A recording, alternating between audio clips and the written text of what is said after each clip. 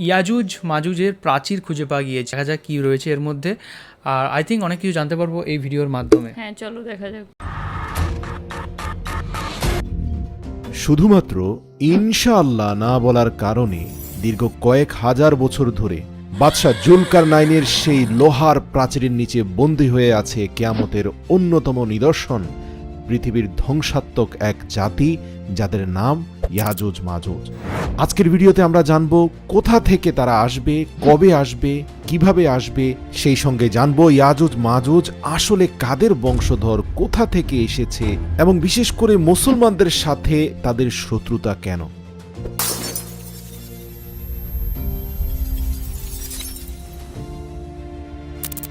আর কিয়ামতের অন্যতম নিদর্শন ইয়াজুজ মাজুজ, তারা যখন প্রাচীর ভেঙে পৃথিবীতে আসতে পারবে, তারা পৃথিবীর সকল নদীর মিঠা পানি 2 দিনে খেয়ে শেষ করে ফেলবে।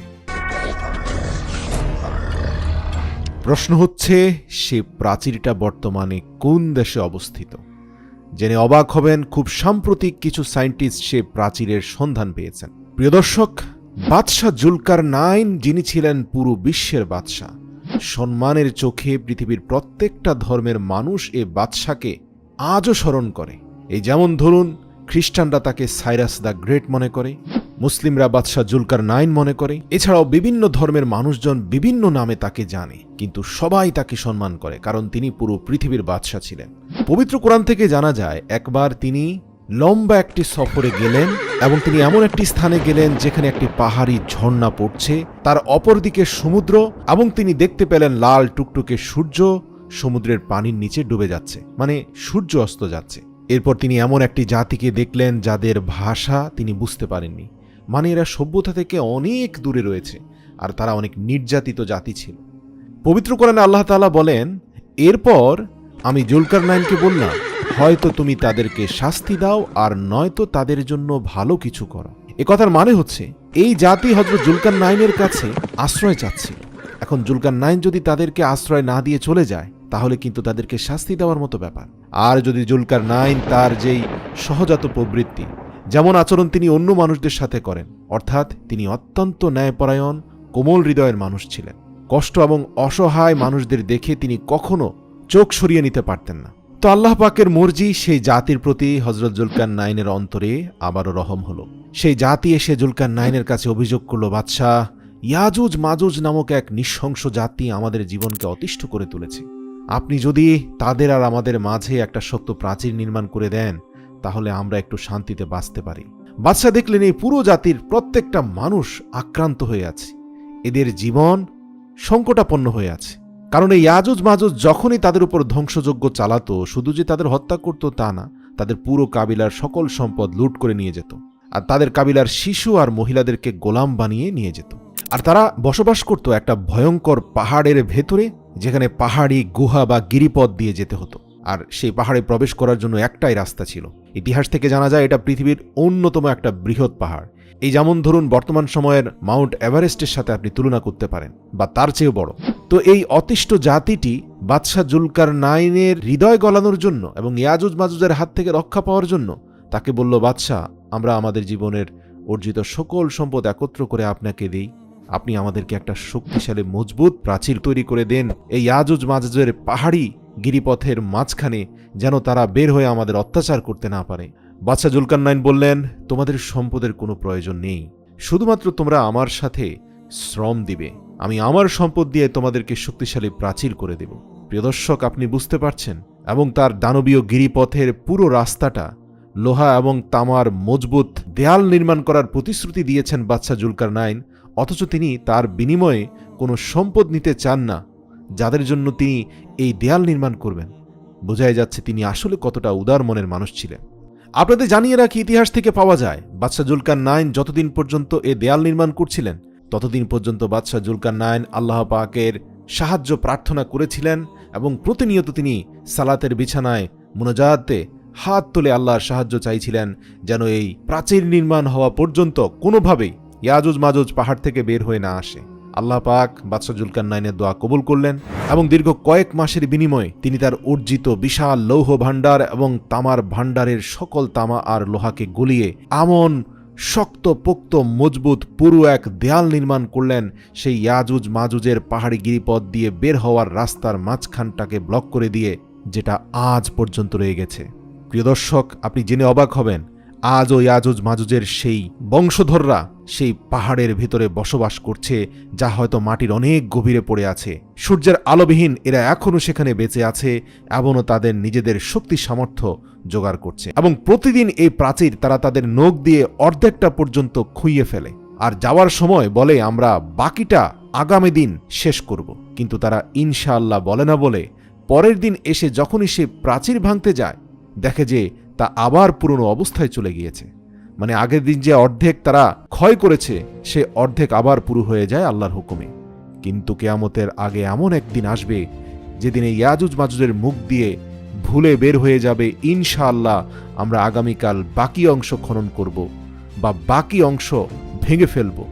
সেদিনই সেই প্রাচীরকে তারা ভাঙতে সক্ষম হবে, কারণ সেদিন আর আল্লাহ রাব্বুল আলামিনের গায়েবী মদদে বাদশাহ জুলকারনাইনের করা সে প্রাচীরের দেয়াল পুনরায় ভরাট হবে না।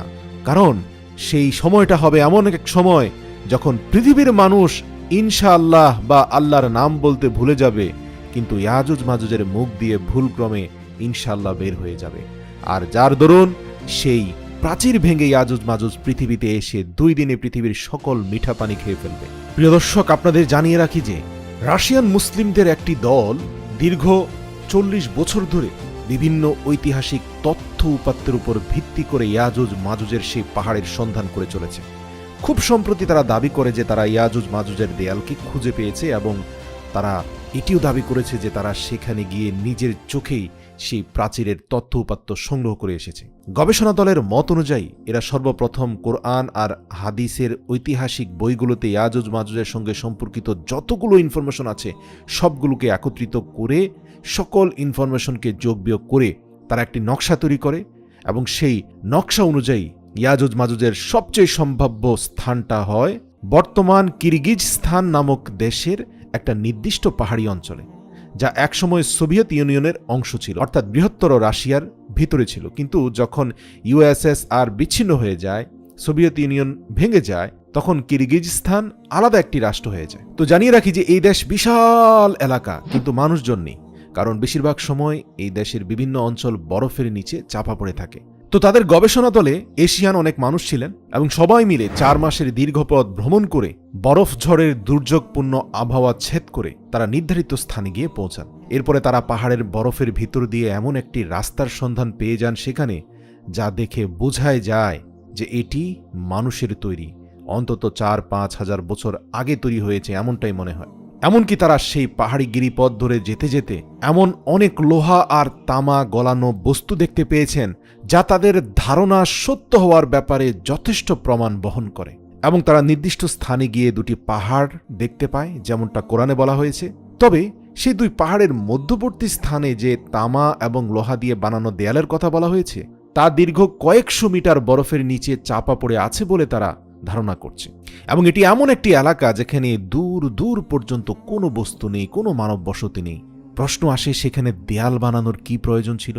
এমনিতেই তো এই লোকেশনে কোনো মানুষ নেই, গাড়ি নেই, বাড়ি নেই, এমনকি কোনো প্রাণী নেই।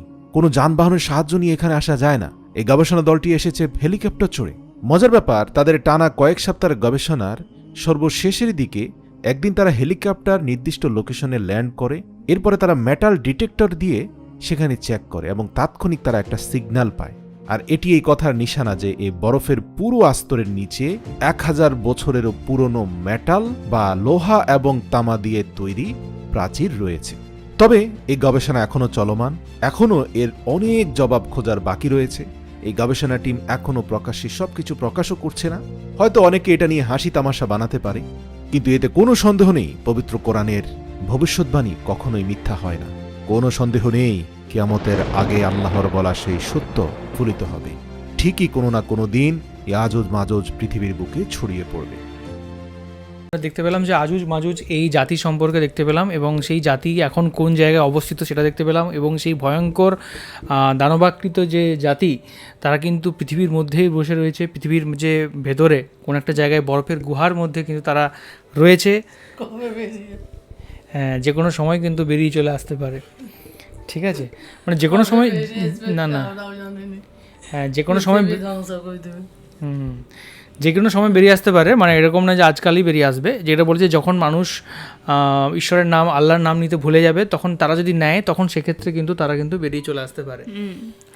মানে সবাই আল্লাহর নাম নেবো আর ভগবানের নাম নেবো। মানে এমন বলছে যে এমন একটা সময় আসবে যখন হচ্ছে মানুষ তারা প্রচুর হচ্ছে পাপাচারে যখন হচ্ছে নিজেরাই মানে লিপ্ত হবে, যখন ঈশ্বরের হচ্ছে নাম করতে ভুলে যাবে, তখন তারা নিজেরাই নিজেদের সে দুর্দশার কারণ হবে, তখন যারা হচ্ছে প্রকৃত মানে যারা ভয়ঙ্কর তারা পৃথিবী মানে ফিরে আসবে, আর তখন তারা ঈশ্বরের নাম করবে, আর যারা অত্যাচারী তাদের মানে ধ্বংস হবে। একদমই। আর এটাতে অলরেডি আমার দেখলাম যে কাজাকিস্তানের একটা জায়গাতে, যেটা রাশিয়ার অন্তর্ভুক্ত ছিল, সেই জায়গাতে মানে ঘন একদম মানে বরফের মধ্যে সেই প্রাচীরের একটা সন্ধান পাওয়া গিয়েছে, যেটা নির্মাণ করা হয়েছিল আজ থেকে হাজার হাজার বছর আগে। তো সেটা হচ্ছে যদি মানে সত্যি ডিসকভার করা যায় তাহলে তো সত্যি অনেক ভালো হবে। তো আমাদের সবাইকার উচিত, মানে সমস্ত বিশ্বের উচিত এবং সমস্ত সায়েন্টিস্টরা মিলে এটা তাড়াতাড়ি বের করে আনা, সেই দরজা বা সেই জিনিসগুলোকে উদ্ধার করে নিয়ে আসা এবং এই রিসার্চটিকে কমপ্লিট করা অবশ্যই। অবশ্যই। তো এই ছিল আজকের video. Thank you so much আমাদের ভিডিও দেখার জন্য। আর কোন কোন ভিডিওর উপর আমরা রিয়েক্ট করতে পারি সেটা অবশ্যই কমেন্ট করে জানাবেন। এখনকার মতো এই পর্যন্তই। দেখা হবে পরবর্তী ভিডিওতে। সবাই খুব ভালো থাকবেন, সুস্থ থাকবেন, আর দেখতে থাকবেন আমাদের চ্যানেল। টাটা। টাটা।